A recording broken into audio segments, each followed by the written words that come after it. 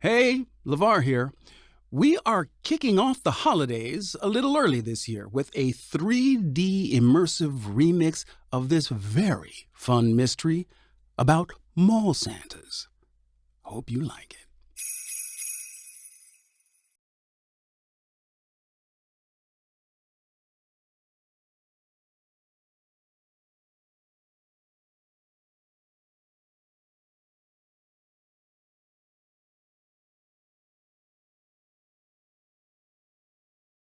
In common is that I love them, and I hope you will too. For some of us, it's the holiday season right now, and I thought I would take this opportunity to bring you not only a holiday-themed story, but a holiday-themed mystery featuring the ultimate man of mystery, Santa Claus. And yes, if you are listening with children, be aware that this is a story that involves Santa. You have been warned. The story is called The Usual Santas and is by Mick Herron from his collection Dolphin Junction, published by Soho Press in the US and John Murray in the UK. Mick Herron is a British novelist who you may know from his award-winning series of Slough House thrillers, which has been adapted for an Apple TV series called Slow Horses that stars Gary Oldman. Yeah. The Usual Santas follows a group of professional mall Santas who are posted up in a sprawling shopping complex outside London.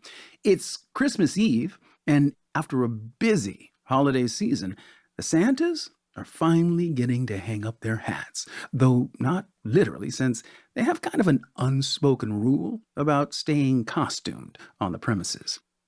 I had an amazingly fun time reading this story, so let's just go ahead and get started. Shall we?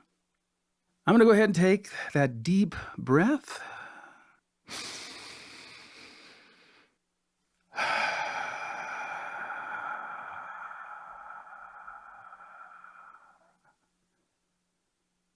And begin. The Usual Santas by Mick Herron.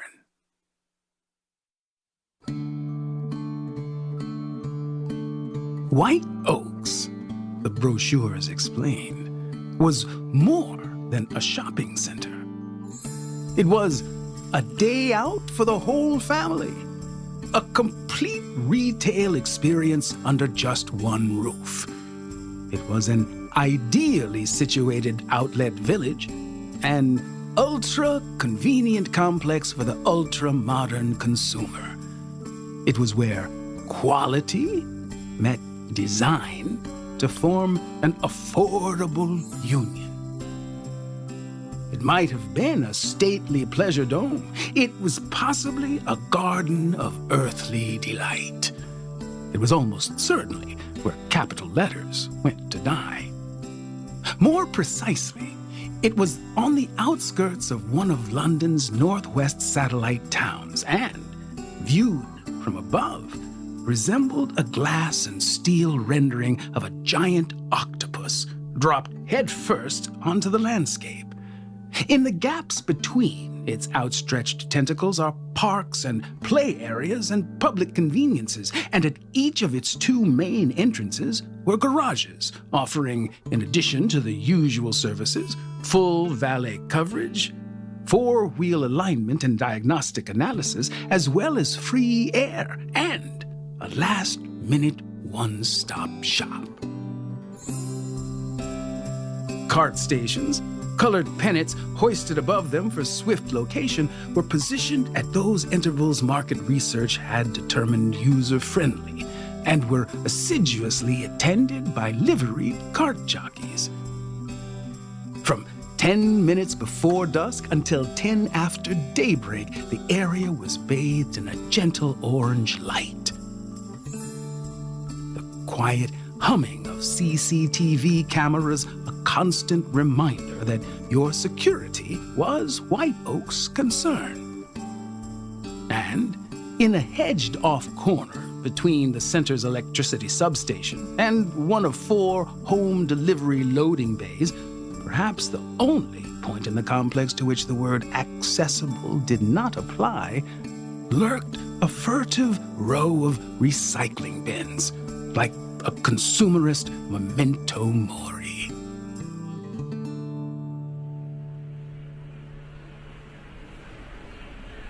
As for the interior, it was a contemporary cathedral, sacred to the pursuit of retail opportunity. There was a food mall, a clothing avenue, an entertainment hall. There were wings dedicated to white goods. All your domestic requirements satisfied. Pampering, full body tan in minutes, and financial services. Consolidate your debts. Ask us how. There was a boulevard of sporting goods, a bridal way of gardening supplies, a veritable Hatton garden of jewelers. No franchise ever heard of went unrepresented, and several never before encountered had multiple outlets. White Oaks' delicatessens carried sweetmeats from as near as Abbotsbury and as far as Zevochice. Its bookshops shelved volumes by every author its reader could imagine, from Bill Bryson to Jeremy Clarkson. The shopper who is tired of White Oaks, it might easily be asserted, is a shopper who is tired of credit. During the summer, light washed down from the recessed contours of its cantilevered ceilings, and during the winter, it did exactly the same. Temperature, too, was regulated and constant, and in this it matched everything else. At White Oaks, you could buy raspberries in winter and tinsel in July.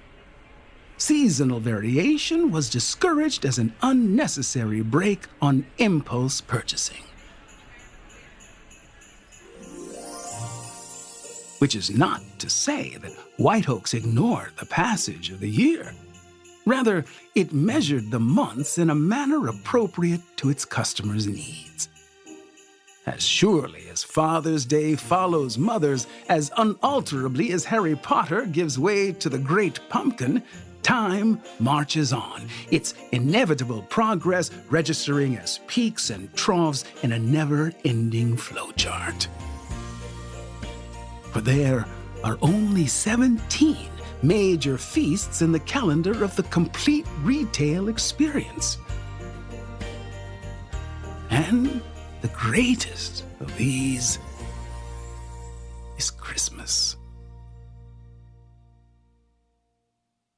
At White Oaks, Christmas slipped in slowly, subliminally, with the faint rustle of a paper chain in early September and the echo of a jingle bell as October turned. Showing almost saintly restraint, however, it did not unleash its reindeer until Halloween had been wholly remaindered. After that, it was open season.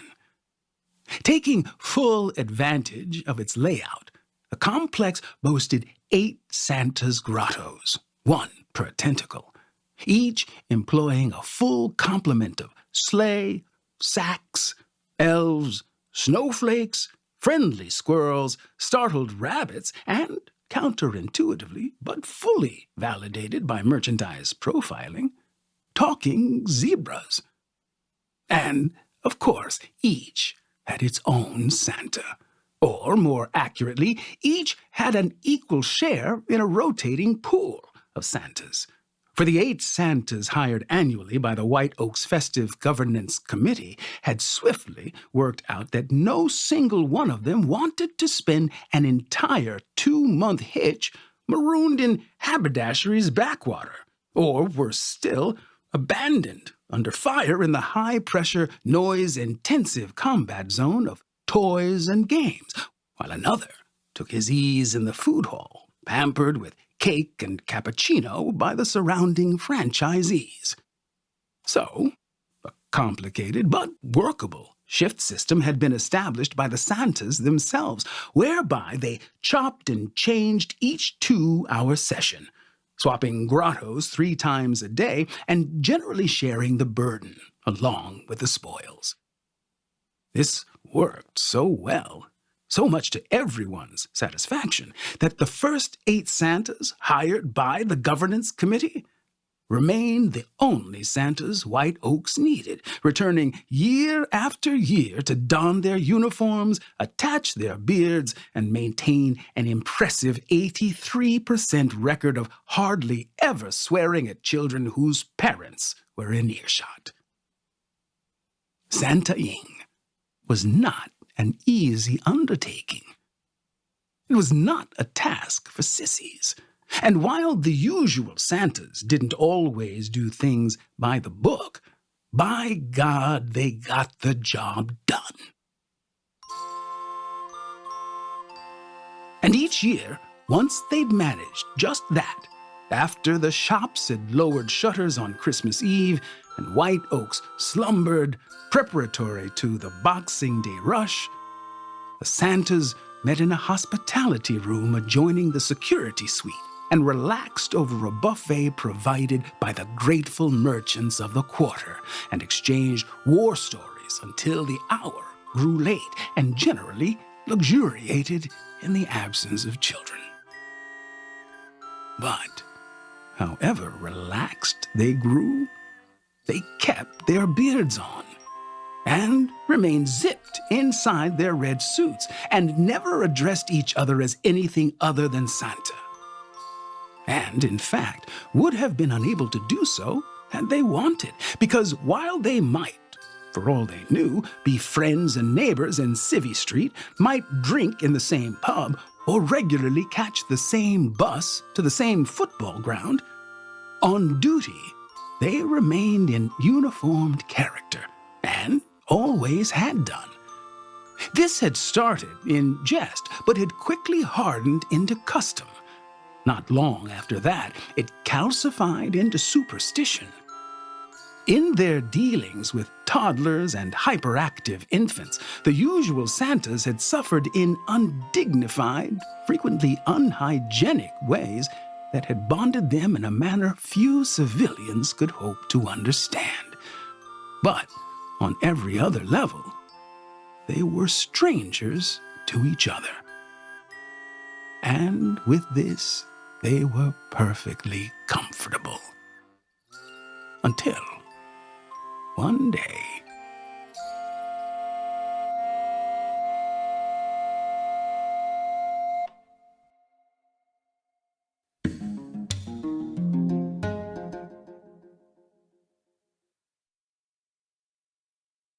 now, let's get back to our story.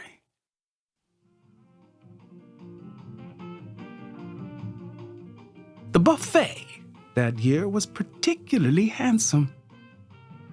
There were sausage rolls and bowls of crisps. There were slices of ham and fingers of fish. There were rice salads and things on cocktail sticks and mince pies and individual plum puddings. There was a huge plate full of turkey and stuffing sandwiches. There were Christmas pizzas, deep and crisp and even more cheesy. There were 8 paper plates and 8 plastic knives and forks. There were 8 red napkins with Jolly Rudolph patterns, and most crucially of all, there were several large bottles of brandy and 8 glass snifters. The Santas turned up one by one. White Oaks had emptied of punters, but still it would never do for 2 Santas to be seen together in public. The first to arrive poured himself a brandy, downed it in a single swallow, poured another, then helped himself to a turkey sandwich. "Ho, ho, ho," he said as the door opened behind him. "Ho, ho, ho, indeed," the incoming Santa agreed. He, too, headed straight for the brandy. "What a day," he said. "What a day! Christmas Eve." They both nodded. The words carried a weight a non-Santa couldn't hope to understand. "You know what happened to me? I was..." "Ho, ho, ho! Ho, ho, ho!" they both replied as another Santa entered. Whatever had happened to Santa became lost in a general flurry of opening doors and greetings and fillings of glasses. Joe, the security guard, popped his head in too. He wouldn't stop for a drink. Let yourselves out through the emergency exit, yes? I'll leave you the master so the alarm doesn't go off. Just pop it through the box when you're done. Of course, said Santa. He put the key on the table. Merry Christmas, Joe. Merry Christmas, Santas. Mind how you go with that brandy. Ho, ho, ho, ho. Joe left, and Santa arrived. Ho, ho, ho, he said. Ho, ho, ho, ho, ho. Blimey. Christmas Eve, eh? Christmas Eve, they agreed. Soon the room was full of Santas, bundled round the buffet table, each with a glass or plate in hand, and most of them talking at once.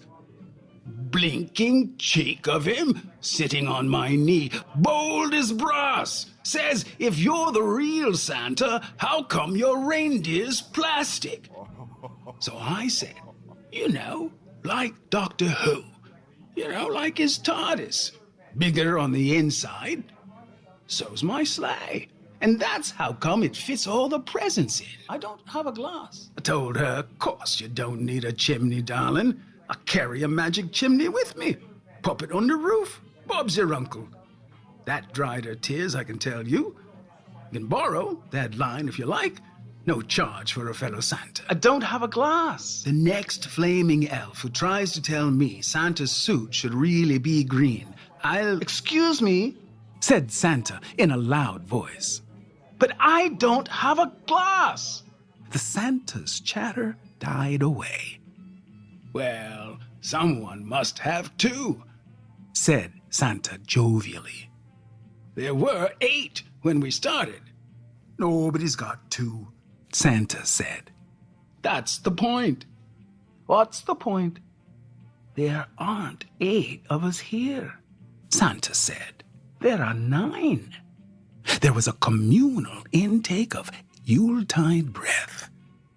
Ha! Said Santa. I mean, ho! You must have added up wrong.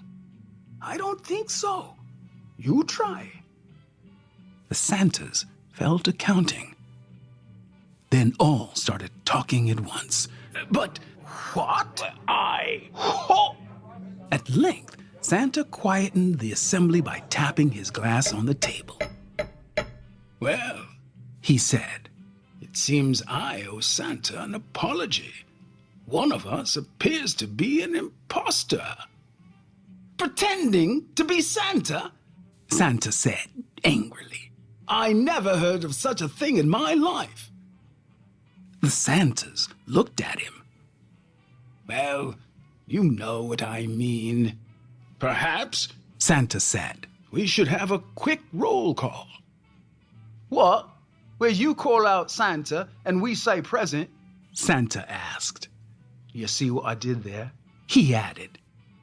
That's not what I meant, no, Santa said. I meant we should all state clearly where we were today. The imposter Santa will have an impossible itinerary. Sounds like a plan, Santa admitted. Who's going first?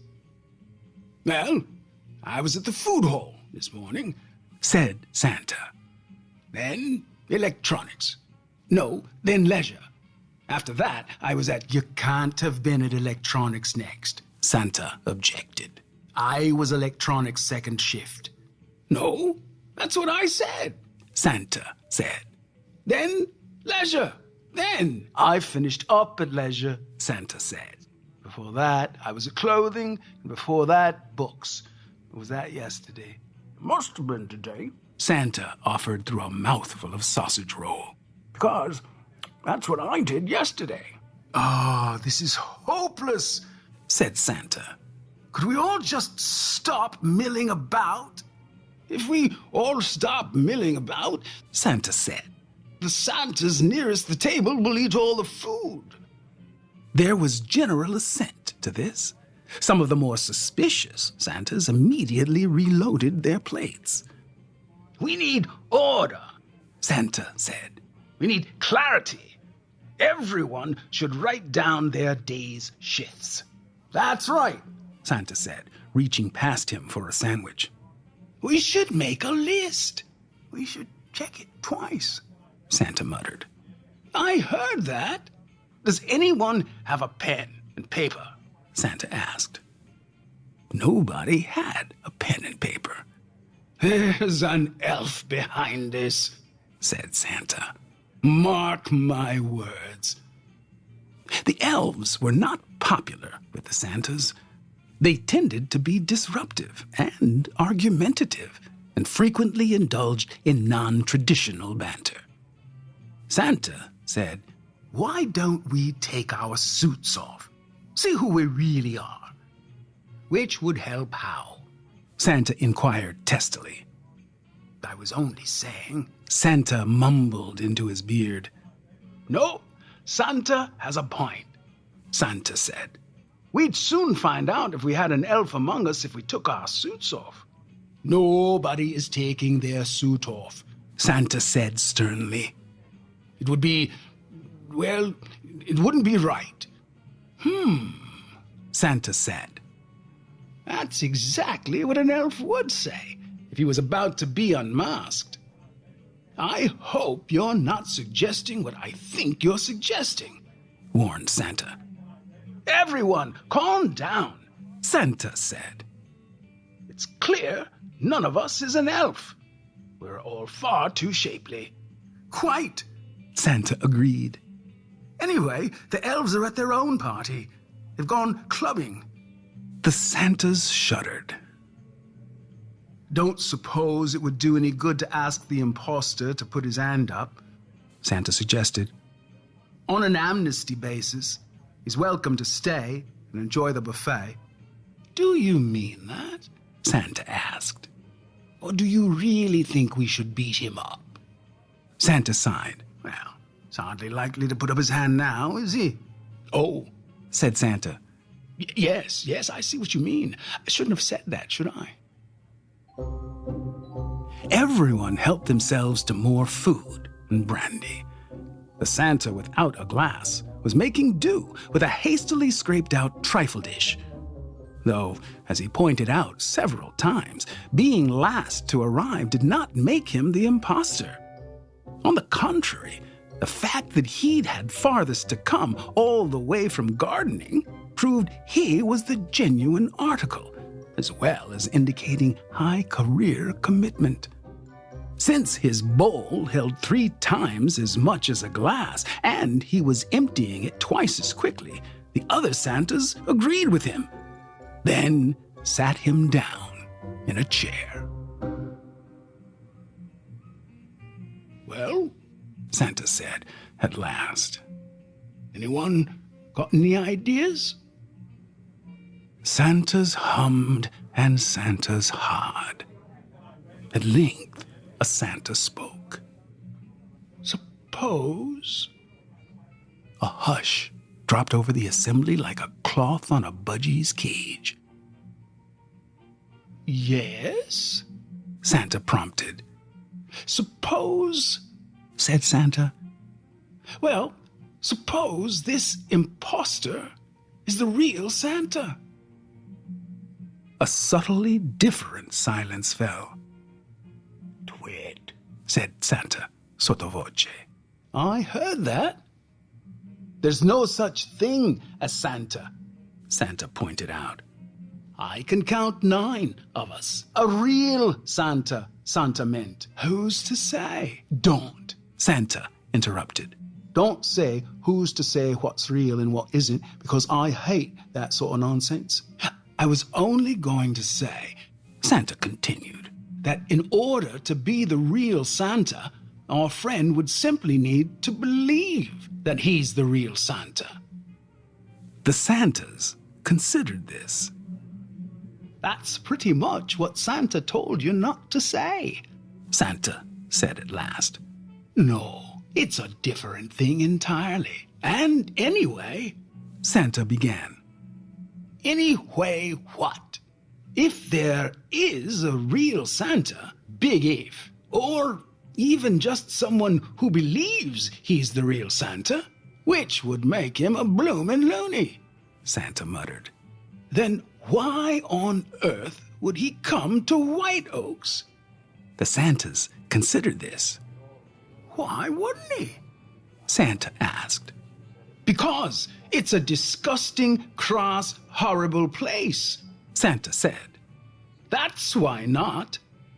The Santas recoiled in horror. There, Said Santa. I've said it. Shh, quiet, don't.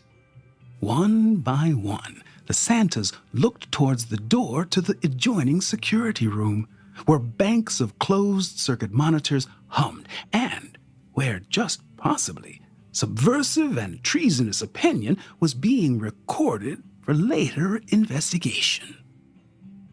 It's all right, Santa said. we're the last ones here. The Santas relaxed. And besides, it's true.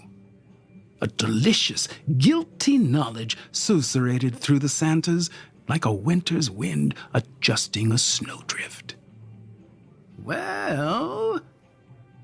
Well, yes. Well, yes, it is. The Santas nodded, one after the other. It was true.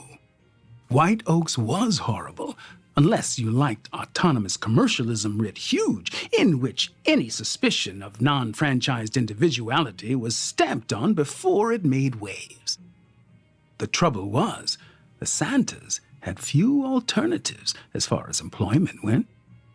The local shops they'd once Santa'd for had closed when White Oaks opened. But don't you see? Santa said. That's precisely why he'd come here. Santa said, How do you mean? Why would Santa bother visiting, I don't know, an orphanage or a children's hospital or a home for waifs and strays? Santa asked. When the whole point of Santa is that he goes where he's needed. Like White Oaks? Ha! Ho. I meant ho. Exactly like White Oaks. Santa insisted obstinately. Look at it. It's a soulless temple to rampant commercialism. It wouldn't know the meaning of Christmas if it came with a buy one, get one free sticker. It's crying out for Santa for criminy sake. But it has 8 Santas, Santa said. It has us, the usual Santas. A pleading note had crept into his voice. But it doesn't have the real Santa. Santa said quietly. A Santa to teach it that profit isn't everything. That money doesn't matter. That it's better to give than to receive. That items can't be returned without a receipt. The Santas stared. Sorry, Santa said. I was thinking about something else. The Santas fell silent.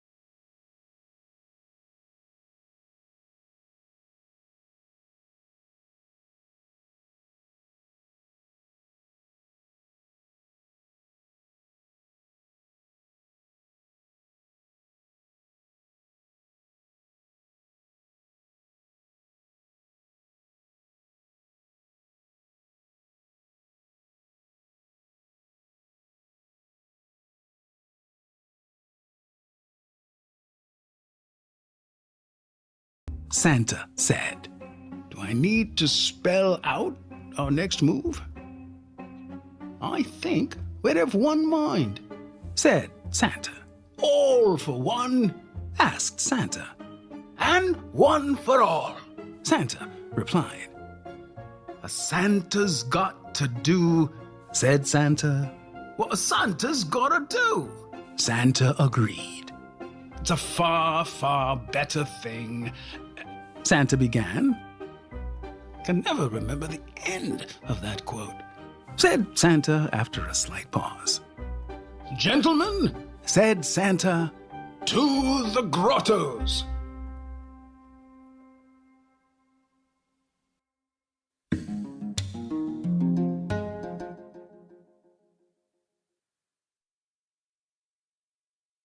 Now, let's get back to our story.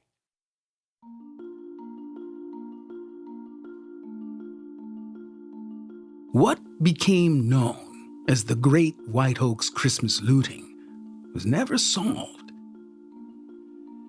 Whoever coordinated the daredevil heist had somehow contrived to get hold of a master key, which not only gave access to every shop on every floor of every avenue of the complex, but also allowed every alarm and CCTV monitor to be switched off. Nor, given the tendency of store managers to estimate losses upwards for insurance purposes, was it clear exactly how much was stolen. Police investigations did suggest, however, that some very big sacks must have been used. And nor was there any obvious connection between the daring robbery and the appearance on Christmas morning of some very big sacks on the doorsteps of the surprisingly large number of children's hospitals, orphanages, and homes for waifs and strays to be found in the surrounding countryside. The sacks contained toys and games, and books and clothes and food and drink and sporting goods and any number of DVDs and mobile phones and Wii consoles and some little sewing kits and various beauty products and brochures containing useful information about how to consolidate debt, liquidate assets, and set up a trust fund, and the odd item of gardening equipment, and some small brown muslin bags, which proved to be full of not quite priceless but certainly very expensive jewelry. This, the governors, directors, and head nurses of the various establishments concerned swiftly liquidated into cash, which they then used to set up trust funds to ensure that all their charges' future Christmases would be celebrated in an appropriately festive manner. And also to give themselves a small raise, because it was valuable and underappreciated work that they did. Back at White Oaks, the only thing approaching a clue that was ever discovered came to light some weeks later, when a truck arrived to collect a recycling bin that was stuffed full of Valentine's Day cards. As it was moved, a large red and white bundle rolled into view. This turned out, on closer inspection, to be made up of 9 Santa suits and 9 Santa hats. And 8 false, bushy, white beards.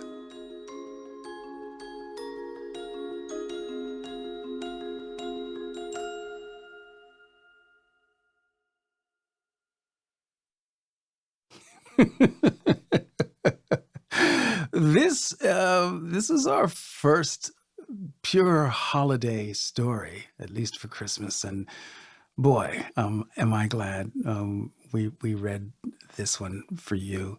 I haven't always been the huge fan of Christmas that I am these days. For many years, for me, Christmas represented a real sort of, I won't say necessarily dark, but definitely a gray patch on my calendar. There was always, and I know I'm not alone in this, there was just always so much pressure to buy the perfect thing for the right person. And I don't know, all of it just sort of over time built up in me and manifest as this high anxiety that was associated with the holidays. It's not like that so much for me anymore. The older I've gotten, the more I am comfortable with not being obsessed with all of the buying. I mean, I enjoy giving gifts and I certainly enjoy receiving them, but the emphasis on that being the reason for the season, I never really enjoyed and have managed to mitigate in my own life. All that to say, whatever holiday tradition you observe, my hope is that you and yours enjoy the peace of this season and find a way to chronicle the challenges as well as the blessings of the previous year and anticipate a new year full of all of the good things we all want for ourselves and for others. Merry Christmas, y'all. Happy New Year. And to all, a good night.